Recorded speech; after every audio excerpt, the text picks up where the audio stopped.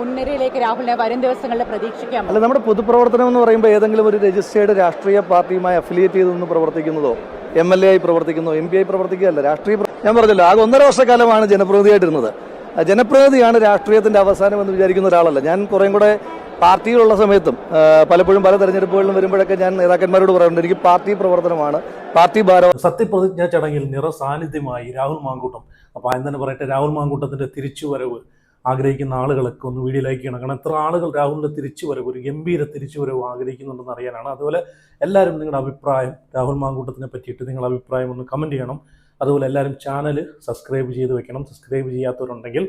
അപ്പം ഇന്നത്തെ സത്യപ്രതിജ്ഞാ ചടങ്ങിൽ VD സതീശന് പൂർണ്ണ പിന്തുണയുമായിട്ടാണ് രാഹുൽ മാങ്കൂട്ടം ആ വേദിയിൽ എത്തിയത്.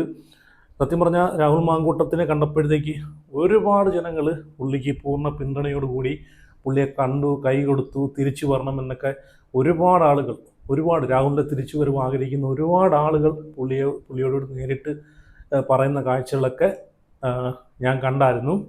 അപ്പോൾ എനിക്ക് തോന്നുന്നു 1-2 മീഡിയാസിലേ ഞാൻ കണ്ടിട്ടുള്ളൂ. എല്ലാവരും അത് കവർ ചെയ്തൊന്നും എനിക്കറിയത്തില്ല. അങ്ങനെ രാഹുൽ മാങ്കൂട്ടത്തിൻ്റെ ഒരു തിരിച്ചുവരവ് ആഗ്രഹിക്കുന്ന ആളുകളൊക്കെ രാഹുലിനെ ഒരു വലിയ പിന്തുണ തന്നെയാണ് അവിടെ കാണാൻ സാധിച്ചത്. ഒരു പക്ഷേ നമുക്കറിയാം, ഇപ്പം ഈ ഒരു ആരോപണം രാഹുലിനെതിരെ വന്നൊരു ആരോപണം ഇല്ലായിരുന്നെങ്കിൽ ഇന്ന് സത്യപ്രതിജ്ഞ ചെയ്യുന്ന മന്ത്രിമാരുടെ കൂട്ടത്തിൽ രാഹുൽ മാങ്കൂട്ടം എന്നൊരു വ്യക്തി ഉറപ്പായിട്ട് കണ്ടേനെ, ഉറപ്പായിട്ട്. കാരണം രാഹുലിനെക്കാളും എത്രയോ തട്ട് താഴെയുള്ള ആളുകൾ ഇന്ന് മുഖ്യമന്ത്രി VD സതീശൻ്റെ കൂടെ സത്യപ്രതിജ്ഞ ചെയ്ത മറ്റുള്ള മന്ത്രിമാരിൽ എത്രയോ ആളുകളുണ്ട് അല്ലേ? രാഹുലിനെ പോലെ കഴിവുള്ള ആളുകൾ മാറി നിർത്തപ്പെട്ട ഒരു സാഹചര്യത്തിൽ കഴിവില്ലാത്തതായിട്ടുള്ള എത്രയോ ആളുകൾ ഇന്ന് സത്യപ്രതിജ്ഞ ചെയ്തിട്ടുണ്ട്. അപ്പം എന്തായാലും രാഹുലിൻ്റെ തിരിച്ചുവരവ് ഉണ്ടായിരിക്കും. എന്നിട്ട് പോലും പുള്ളിക്ക് ഒരു പരിഭവമോ ഒരു പരാതിയോ ഒന്നുമില്ല. പ്രസ്ഥാനത്തിൽ തിരിച്ചെടുത്തില്ലെങ്കിൽ പോലും പുള്ളിക്ക് ഒരു പരിഭവമോ ആ ഒരു പ്രസ്ഥാനത്തെ പറ്റിയിട്ട് പോകുന്ന പോലും പറയാത്ത ഒരു വ്യക്തി. അതാണ് ഏറ്റവും വലിയൊരു പോസിറ്റീവ്, പുള്ളിയുടെ ഏറ്റവും വലിയൊരു പ്ലസ് പോയിന്റ് എന്ന് വെച്ച് കഴിഞ്ഞാൽ, ഈ പ്രസ്ഥാനം ഇനി എന്നെ തിരിച്ചെടുത്തില്ലെങ്കിലും ആ ഒരു പ്രസ്ഥാനത്തിന് വേണ്ടിയിട്ട് മരണം വരെ പോരാടുമെന്ന് പറയുന്നൊരു രാഹുൽ മാങ്കൂട്ടത്തിനെയാണ് നമുക്ക് കാണാൻ സാധിച്ചത്. അപ്പോൾ എന്തായാലും ഞാൻ രാഹുലിൻ്റെ ഒരു ബൈറ്റ് വന്നിട്ടുണ്ട്, രാഹുലിൻ്റെ ഒരു പ്രതികരണം വന്നിട്ടുണ്ട്. അത് ഞാനിവിടെ വെച്ച് തരാം, അതുകൂടെ നിങ്ങളൊന്ന് കണ്ടു നോക്കി. രാഹുൽ യൂത്ത് കോൺഗ്രസിൽ പ്രസിഡന്റ് ആയിരിക്കുന്ന സമയത്ത് തന്നെ അതിൻ്റെ ഒരു പ്രവർത്തകനായിട്ടുള്ള OJ ഇന്നിപ്പം മന്ത്രിയായിട്ട് തിരഞ്ഞെടുക്കപ്പെട്ടിരിക്കുകയാണ്. അപ്പം നിങ്ങളൊന്ന് ആലോചിച്ച് നോക്കി, രാഹുൽ ഉണ്ടായിരുന്നെങ്കിൽ രാഹുലിന് നല്ലൊരു പദവി തന്നെ മന്ത്രിസ്ഥാനത്ത് മന്ത്രി കസേര കിട്ടുകയും മന്ത്രിസ്ഥാനം കൊടുക്കുകയും അതുപോലെ നല്ലൊരു പദവി തന്നെ രാഹുലിന് കൈമാറുകയും ചെയ്യുമായിരുന്നു അല്ലേ, രാഹുൽ ഉണ്ടായിരുന്നെങ്കിൽ.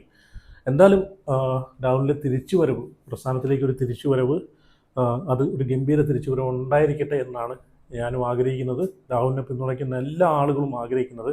എത്രയും പെട്ടെന്ന് ഇനി മുഖ്യമന്ത്രി VD സതീശൻ രാഹുലിൻ്റെ എതിരെയുള്ള ആരോപണം എന്താണെന്ന് മനസ്സിലാക്കി, വ്യക്തമാക്കി, പഠിച്ച് മനസ്സിലാക്കിയിട്ട് രാഹുലിനെ ഉറപ്പായിട്ട് തിരിച്ചെടുക്കണം. കാരണം ആ പുള്ളിക്ക് കൊടുക്കാവുന്നതിൻ്റെ മാക്സിമം ശിക്ഷ കൊടുത്തു കഴിഞ്ഞു. പ്രസ്ഥാനത്തു നിന്ന് പുറത്താക്കി, MLA സ്ഥാനത്ത് നിന്നും മാറ്റി, പാർട്ടിയിലില്ല. എന്നിട്ടും ആ പാർട്ടിയോടുള്ള കൂറ്, ആത്മാർത്ഥമായിട്ട് ആ ഒരു പ്രസ്ഥാനത്തിനോടുള്ള കൂറ് കാണിക്കുന്ന രാഹുലിനെ ഉറപ്പായിട്ടും തിരിച്ചെടുക്കണം. എന്തായാലും രാഹുലിൻ്റെ പ്രതികരണം ഞാനിവിടെ വെച്ച് തരാം, അന്ന് കണ്ടു നോക്കേ. ജനീഷ് വരുന്നത് വ്യക്തിപരമായി കുറേയേറെ, അതായത് നമുക്ക് എന്തെങ്കിലും കിട്ടുമ്പോൾ ഒരു സന്തോഷം ഉണ്ടാവില്ലേ, ആ സന്തോഷം തന്നെ ജനീഷ് വരുമ്പോണ്ട്. കാരണം ഞാൻ യൂത്ത് കോൺഗ്രസ് പ്രസിഡന്റ് ആയിരിക്കുന്ന സമയത്ത് ഏറ്റവും അധികം പിന്തുണ തന്ന സഹപ്രവർത്തകനാണ്.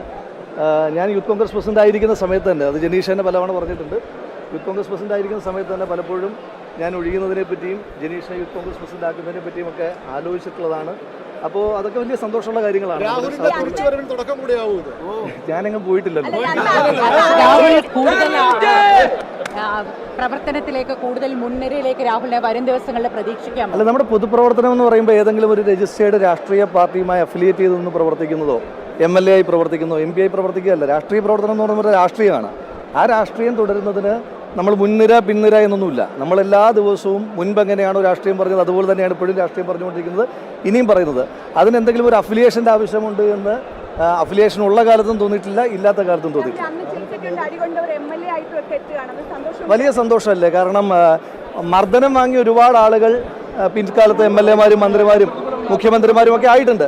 പക്ഷേ ഇതിൻ്റെ ഒരു പ്രത്യേകത, എല്ലാ ചട്ടങ്ങളെയും ലംഘിച്ചുകൊണ്ട് എല്ലാ അടിസ്ഥാന തത്വങ്ങളെ ലംഘിച്ചുകൊണ്ട് ഗുണ്ടകളെ പോലെ മർദ്ദിച്ച ആളുകൾ, ഇപ്പോൾ ആലപ്പുഴയിൽ നിന്ന് വന്ന എ.ഡി. തോമസും കോഴിക്കോട്ട് നിന്ന് വന്ന വി.ടി. സൂരജുമൊക്കെ ഞങ്ങൾ യൂത്ത് കോൺഗ്രസ് ആഹ്വാനം ചെയ്ത നവകേരള സദസ്സ് എന്ന് പറയുന്ന ആഡംബര അടിയന്തരാവസ്ഥയ്ക്കെതിരായിട്ടുള്ള വലിയ സമരം ഉണ്ടായിരുന്നു. ആ സമരത്തിൽ ഗൺമാന്മാരുടെ തല്ലുകൊണ്ട ആളുകളാണ്. ആ ഗൺമാന്മാർക്ക് തല്ലാൻ പാടില്ല എന്നുള്ള വ്യവസ്ഥയുണ്ട്. VIP-യിൽ നിന്ന് മാറാൻ പാടില്ല, ഡിറ്റാച്ച്ഡ് ആകാൻ പാടില്ല എന്ന വ്യവസ്ഥയുള്ളപ്പോൾ അതൊക്കെ ലംഘിച്ച് നമ്മളിപ്പോൾ സമരം നടക്കുമ്പോൾ മർദ്ദനം ഉണ്ടാകുന്നത് ഏറ്റവും സ്വാഭാവികമായിട്ടുള്ള കാര്യമാണ്. മർദ്ദനം ഉണ്ടാകും, അതൊക്കെ പ്രതീക്ഷിച്ചിട്ടാണല്ലോ പോകുന്നത്. പക്ഷേ ചട്ടങ്ങളെല്ലാം കാറ്റിൽ പറത്തി ഗുണ്ടകളെ പോലെ ഉദ്യോഗസ്ഥന്മാർ മുന്നിലൂടെ അവരെ പ്രതികളായിട്ട് വരുമ്പോൾ ഈ നാട് അത്തരം കാര്യങ്ങൾ കൊടുത്ത മറുപടിയാണ്. സന്തോഷം. Thank you.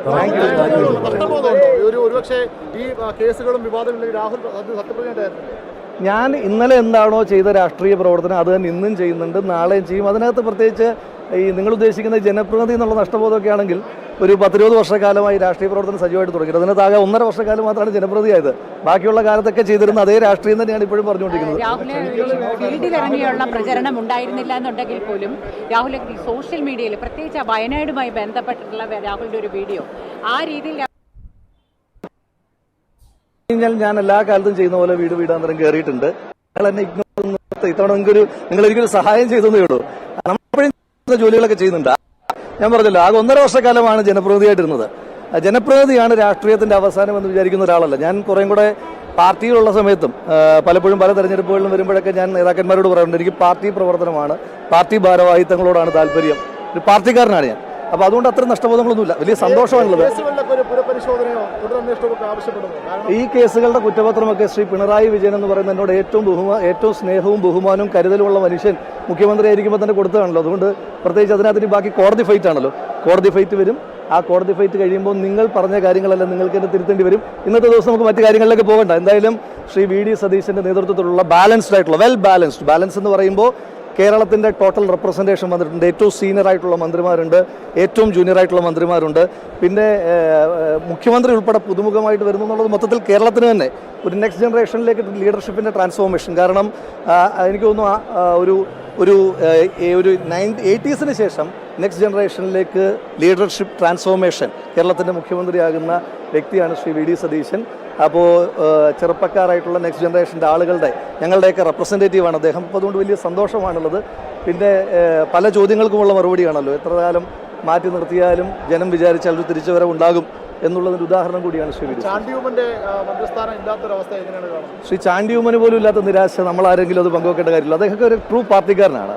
ശ്രീ ചാണ്ടിയുമ്മൻ ഉമ്മൻചാണ്ടിയുടെ മകൻ എന്നതിനപ്പുറം താഴെത്തട്ടിലൂടെ KSUവിൻ്റെ സംഘടനാ പ്രവർത്തനമായി വന്നൊരാളാണ്. അയാൾ ഒരു പാർട്ടിക്കാരനാണ്. എന്നാൽ തന്നെ തിരിച്ചും മറിച്ചുമുള്ള നിങ്ങളുടെ ചോദ്യത്തിന് ഒരു കോമയുടെ ഒരു മൗനത്തിൻ്റെയോ ഒരു സാധ്യത പോലും നിങ്ങൾക്ക് തരാതെ അതിനെയൊക്കെ ക്ലോസ് ചെയ്യുകയാണ് ചെയ്യുന്നത്. ഞങ്ങളെല്ലാവരും വളരെ ഹാപ്പിയാണ്. അതായത് പാർട്ടിയുടെ ഭാരവാഹികളായിട്ടുള്ള ആളുകളും പുറത്ത് നിൽക്കുന്ന ഞങ്ങളുമെല്ലാം വലിയ ഹാപ്പിയാണ്. ഞങ്ങൾ ഓരോരുത്തരുമാണ് മന്ത്രിമാരായത്, ഞങ്ങളാണ് മുഖ്യമന്ത്രിയായത്, ഞങ്ങളാണ് MLA-മാരായതെന്നുള്ളൊരു ഫീലിംഗ്, ഒരു ടോട്ടൽ ഫീലിംഗ് കേരളത്തിലെ എല്ലാ പ്രോ കോൺഗ്രസ് ആയിട്ടുള്ള ആളുകൾക്കും ഉണ്ട്. കാരണം ഞങ്ങളുടെ ഒരു വലിയ അധ്വാനമുണ്ട്. കേരളത്തിലെ ഓരോ കോൺഗ്രസ്, ഞങ്ങളുടെ എന്ന് പറയുമ്പോൾ എൻ്റെ എന്നല്ല ഉദ്ദേശിക്കുന്നത്, കേരളത്തിലെ എല്ലാ കോൺഗ്രസ് പ്രവർത്തകൻ്റെയും UDF പ്രവർത്തകൻ്റെയും കഴിഞ്ഞ 10 വർഷക്കാലമായി ഞങ്ങൾ അനുഭവിച്ച ഒരുപാട് കാര്യങ്ങളുണ്ട്. ജനങ്ങൾ അനുഭവിച്ച കാര്യങ്ങളുണ്ട്. ജനങ്ങൾ അനുഭവിച്ചതിനെല്ലാം കൃത്യമായി കണക്ക് പറഞ്ഞാൽ നമുക്ക് മുന്നോട്ട് പോകാം. Thank you.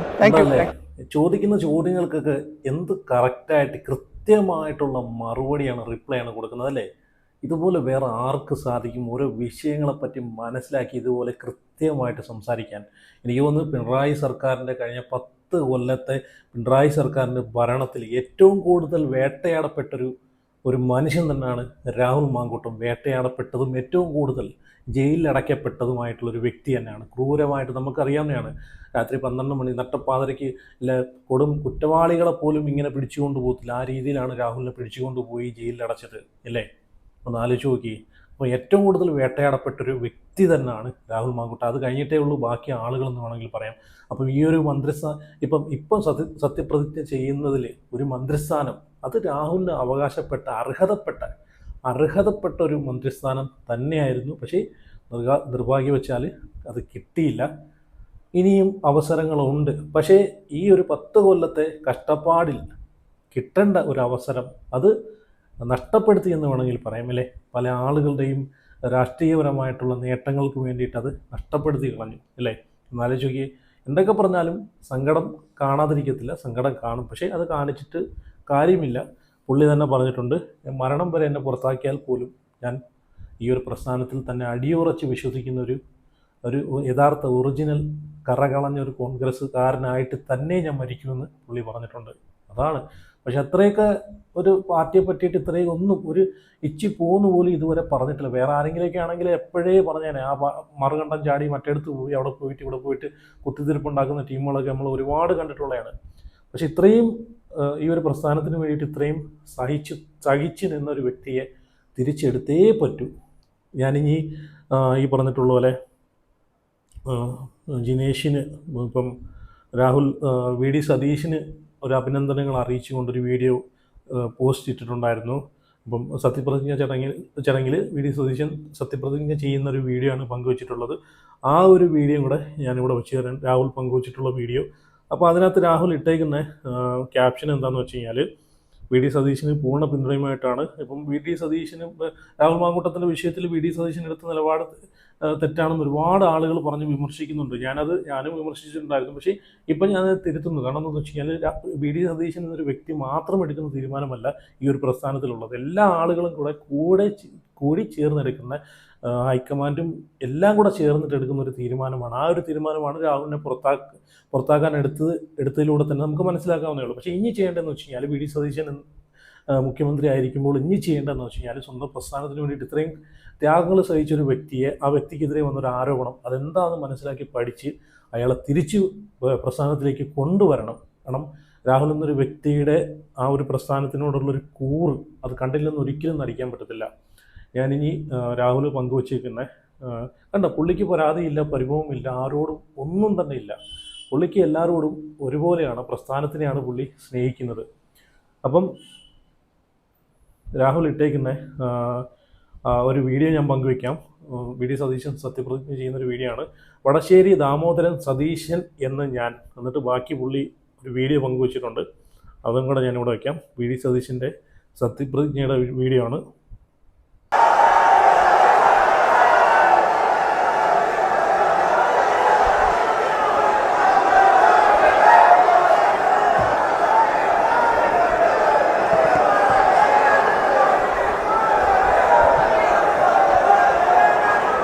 ഞാൻ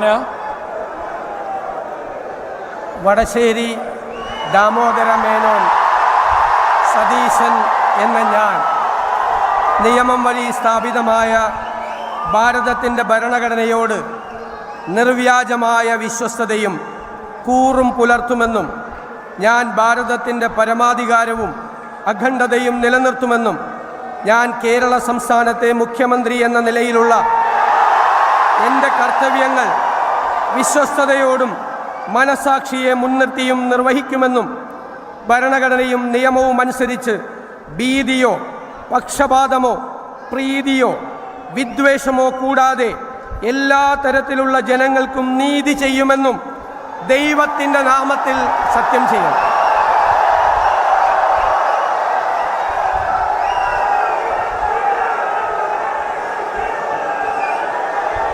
ഞാൻ വടശ്ശേരി ദാമോദര മേനോൻ സതീശൻ എന്ന ഞാൻ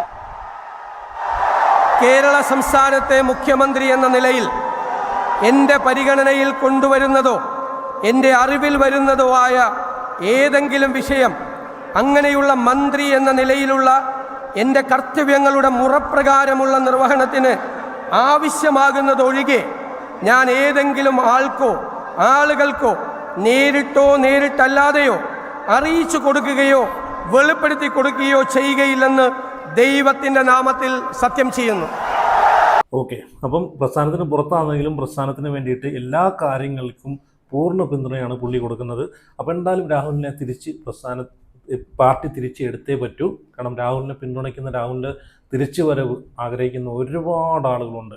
അപ്പോൾ അവർക്കൊക്കെ അത് വലിയൊരു സന്തോഷം തന്നെ ഉണ്ടാക്കുന്നൊരു വാർത്തയായിരിക്കും രാഹുലിൻ്റെ തിരിച്ചുവരവ്. അപ്പോൾ എന്തായാലും നിങ്ങളുടെ അഭിപ്രായങ്ങളൊക്കെ ഉറപ്പായിട്ട് കമൻറ്റ് ചെയ്യുക. രാഹുലിൻ്റെ തിരിച്ചുവരവ് ആഗ്രഹിക്കുന്നവരൊക്കെ ഒന്ന് വീഡിയോ ലൈക്ക് ചെയ്ത് നിങ്ങളുടെ അഭിപ്രായം കമൻറ്റ് ചെയ്ത്. അപ്പം അതുപോലെ ചാനൽ എല്ലാവരും ആദ്യമായിട്ടാണ് കാണുന്നവരുണ്ടെങ്കിൽ ചാനൽ ഉറപ്പായിട്ടും സബ്സ്ക്രൈബ് ചെയ്ത് സപ്പോർട്ട് ചെയ്ത് വയ്ക്കുക. അപ്പോൾ അടുത്ത വീഡിയോ ആയിട്ട് പിന്നെ വരാം.